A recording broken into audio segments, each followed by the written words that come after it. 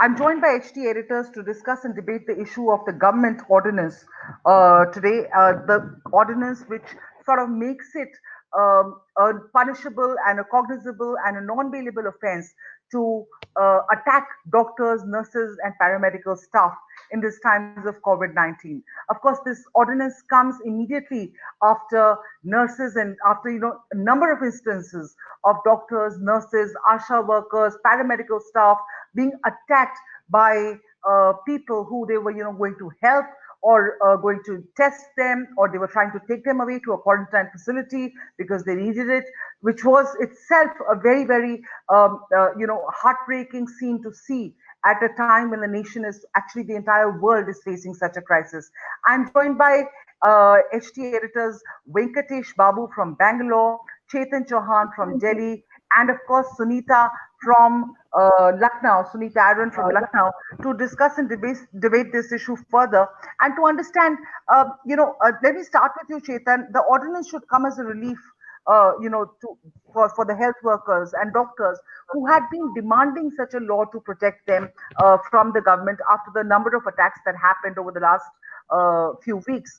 Um, you know, do you think will this ordinance serve much of a deterrent, serve as a deterrent as far as the attackers are concerned, or people who are launching these attacks on doctors are concerned? No, I think this ordinance have been issued under the Epidemic Act. So the Epidemic Act gives huge powers to the state governments as well as the central government. And the ordinance, the punishment prescribed in the ordinance, the powers given to the police and the medical staff is immense. So I think it can have a deterrent impact if in the next case of violence, if the perpetrators are arrested and booked under the stringent law, because it is a non-bailable offense. The bail has to be from a court. Unlike the other provisions of IPC, in which the person may be booked under 326, which is a bailable offense from uh, a police station.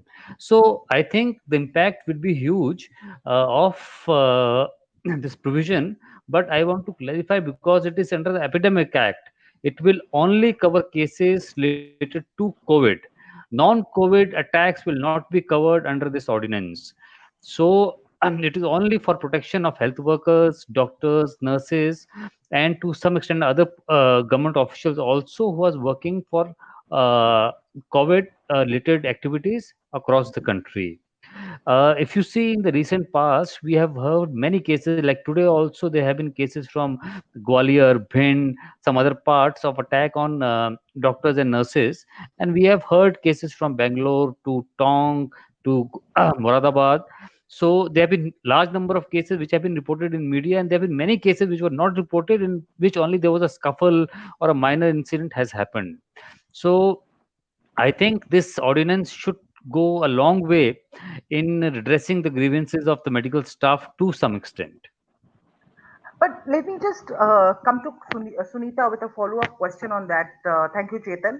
Uh, Sunita, now a lot of these like attacks, which is like such in places such as Indore and Muradabad, in the localities where these doctors and these paramedic staff were attacked, or how, do you think the doctors and the nurses after this ordinance and the staff, healthcare workers, will they feel secure enough to walk back into these localities where they've been brutally attacked and stones thrown at them earlier? Look, Aditi, before this ordinance came, Chief Minister had already announced that all these people will be booked under NSA and their property will be confiscated, the loss to the property would be recovered. And but it takes time to take action against these guys. Like in Muradabad, 17 were arrested and they went to jail, but under NSA action will be taken after a there is a process that takes about 28 days or so. So definitely I feel the health officials will feel safer. And it's not only health officials, even cops. I think in UP, raiding cops, when they visit some villages, that's the time when they're attacked, or they're trying to impose lockdown rules, or they're trying to check violations. So that's the time when the cops are attacked. But I personally feel that the government will have to display its might. It's only the might of the government which stops such incidents. Otherwise, it continues. Mere ordinance won't help. It has to be that some action, a very stern action, should be taken to instill confidence in the doctors. So, of course, the ordinance has only come into effect today and effective immediately. So we have to see, wait and watch whether what action is taken, immediate action is taken, and whether the perpetrators of these attacks will face the brunt of their actions immediately, and how long it takes for that to happen. But an added issue, perhaps, Venkatesh, if I can come to you, these ASHA workers, they are also covered under this ordinance, who are actually the people who are going out and surveying people and finding out in various localities and finding out whether people have symptoms, etc. Some of them were recently assaulted in Bengaluru when they attempted to collect data on people who were showing coronavirus symptoms. Venkatesh, in your assessment, do you think the ASHA workers will again venture into those areas with the ordinance? Will they feel empowered enough that yes, I have been, my safety and dignity will stay in place? Aditi, as both my colleagues already did mention, first of all, it's an absolute welcome move what the government has done, bringing in this ordinance, two redeeming features, one, this being non-bailable, second, up to 7 years of imprisonment. All this is extremely welcome. Specific to ASHA workers, you have to remember that these are the absolute frontline soldiers against the COVID battle, who Right. are very poorly paid or very little paid, but who actually put their lives to risk by going out, trying to do the surveys, trying to ensure that the government's message of maintaining hygiene, wearing masks, maintaining a physical distance, all that is that message is carried through. The assault on them across the country, and specific instances, even just yesterday in Mysore, an ASHA worker was intimidated and threatened with murder. We wrote a story about it just because she asked some people to wear masks. She was going on a house-to-house kind of a exercise. So this is absolutely a welcome move. ASHA workers will feel a little bit better, safer. But I think, as Sunita pointed out, at the end of the day, it depends upon enforcement. We have never had lack of laws, and I think that Chetan did point out that already thus this kind of acts were covered under 1A, the Epidemics Act, the second, the National Disaster Management Act. There were various sections of IPC. The additional provisions being brought in today is extremely welcome, but it all depends upon the government's actually enforcing, seeing through this kind of measures.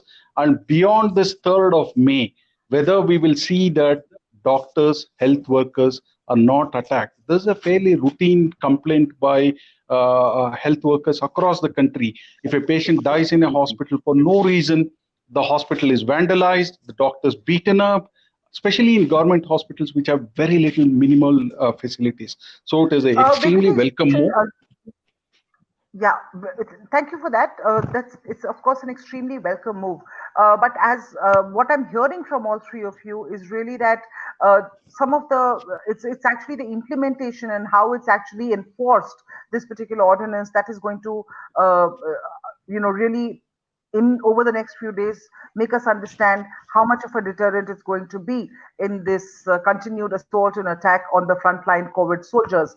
But attack on doctors is largely due to mistrust among these communities. It's not that I'm sure they just don't want to attack doctors for the sake of wanting to attack healthcare workers. It's the mistrust. Can an ordinance replace this lack of trust? Should the government be making simultaneous efforts to build trust amidst communities that are attacking these doctors? Absolutely. I would completely agree on that count. The fear is that this ordinance or any of the acts might be just used to target a certain community or certain communities. So essential part of this entire exercise should be also an outreach to ensure that people understand the necessity of whatever measures the government has outlined, and that there is a reassurance that everybody will be dealt with a even-handed manner by the law and order machinery. That is where the role of the administration comes in. Let me take that question to Sunita. It's that Muradabad, they took a prompt action. But you see, now they have been arrested, and further action will be taken only after, as I said, a due process has to be followed. After that, there have been attacks on cops, not on health officials so much in UP. Cops have been attacked again and again. So I think the government, as Venkatesh said, has to have a dialogue with the people. They have to be told that if you come for a test, or a cop or a health official is coming and asking you for a test, you don't have to. There is no reason to be afraid of that. That's something very important. People don't want to go for a test at all.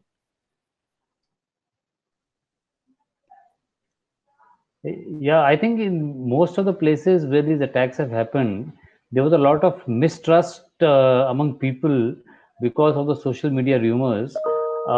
Primarily because in the last few years we have seen that a mistrust has emerged between people of a certain community and the government, and they think that the government is there to harm them.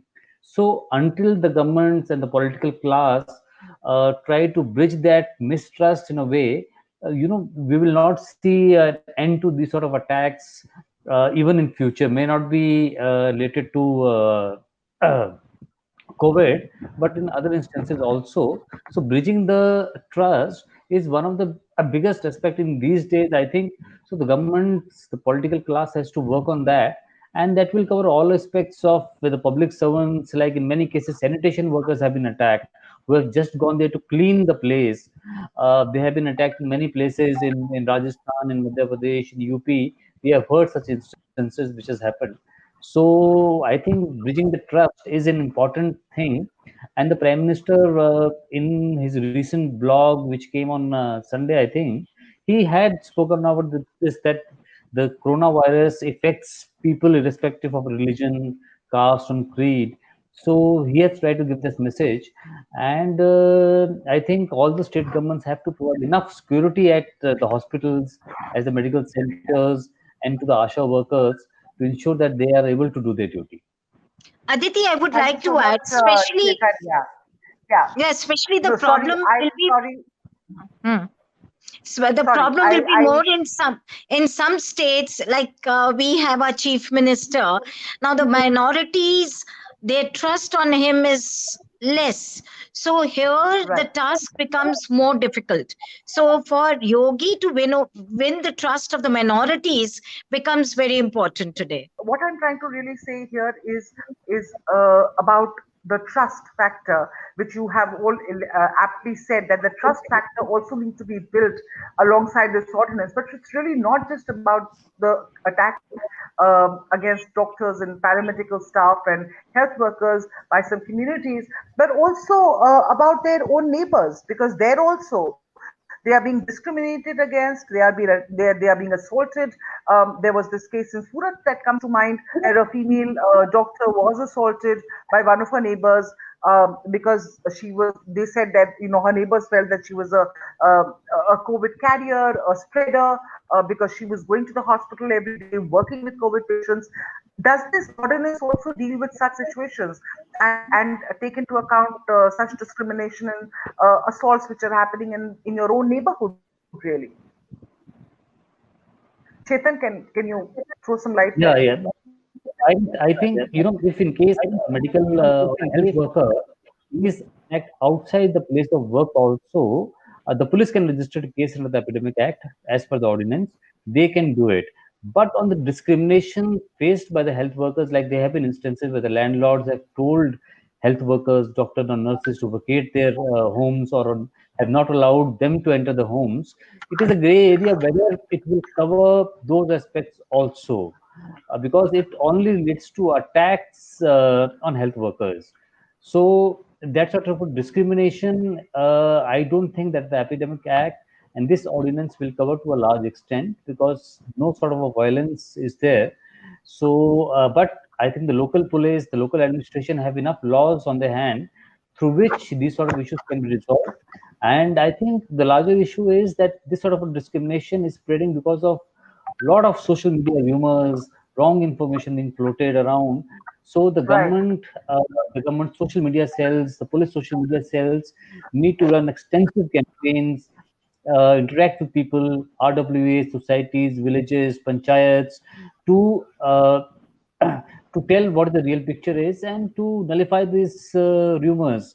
And I think they should really act fast on people who are spreading such rumors.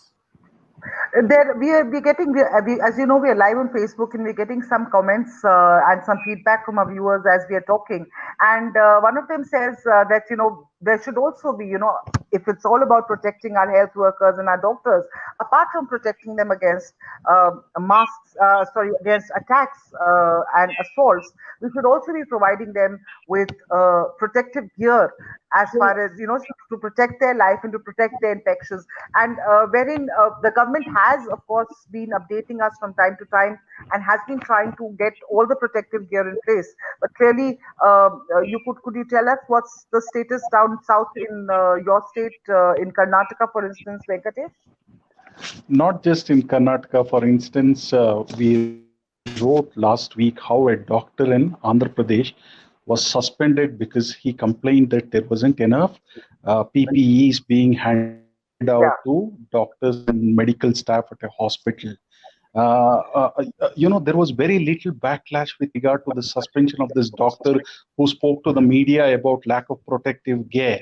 This is an absolute non-negotiable that people who are on the front line fighting for us, they should be provided with the best equipment possible to deal with the situation.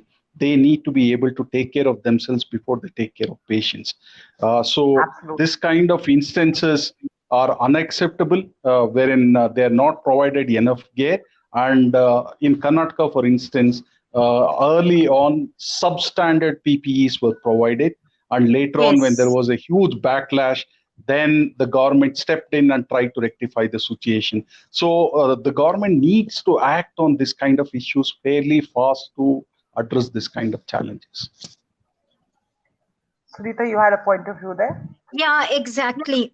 Here also some medical colleges, they complained and they said that the PPE kits are very substandard. Today in Kanpur, medical college, they refused to use it. The nurses refused to use it, and they said that these are very, very substandard, and they were not meant for dealing with corona patients. They were for other type of problems. Point is, I think the government has woken up pretty late. They should have made arrangements for good PPE kits, and so many institutions have come forward. I think across India, so many institutions have come forward in providing masks, developing PPE kits. But somewhere we have to be proactive when it comes to their safety gears. It's not their physical security, their security otherwise also, which is a matter of concern. How can they take care of Right. us if they are not secure themselves? Not secure themselves. Absolutely. So the safety and dignity of our doctors at work, the frontline warriors in this fight against COVID-19. Let's ensure that our frontline COVID warriors remain safe in their workplace, at home, or wherever they are going out to work. Thank you so much for joining us for this discussion today.